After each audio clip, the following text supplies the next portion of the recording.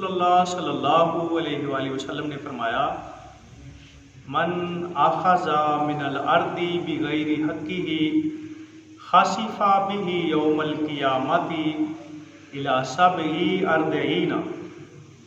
حضور نے فرمایا، جو کسی کی زمین کو بغیر کسی حق کے، ناحق کسی کی زمین کے اوپر قبضہ کرتا ہے، آقا علیہ السلام نے فرمایا قیامت تک وہ 7ویں زمین تک دنسایا جائے گا۔ جب اسے قبر میں اتار دیا جائے گا تو قیامت تک اسے زمین میں دنسا دیا جائے گا۔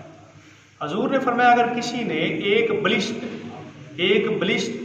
کوئی زمین کا حصہ نہیں، پھر بھی اگر کسی نے ناجائز کسی پر قبضہ کیا، اپنی طاقت کے بل بوتے پر، مال کے بل بوتے پر، کسی عہدے کے بل بوتے پر، تو آقا علیہ السلام نے فرمایا ایک بلشت ناجائز زمین قبضے میں لینے پر قیامت والے دن یہ 7 زمین کا طوق بنا کے اس کے گلے میں لٹکا دیا جائے گا۔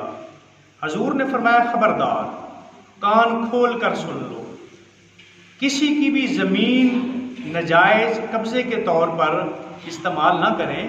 اگر آپ کسی سے لینا چاہتے ہیں، کوئی زمین آپ کو پسند ہے تو اسے آپ راضی کریں۔ اگر آپ اسے راضی نہیں کرتے تو پھر کسی بھی صورت سے آپ ناجائز قبضہ کر کے اس کی زمین کو اپنے قبضے میں نہیں لے سکتے۔ اس لیے ہمیں رسول اللہ صلی اللہ علیہ وآلہ وسلم کے فرمان پہ عمل کرنا چاہیے اور اس چیز کا خیال رکھنا چاہیے۔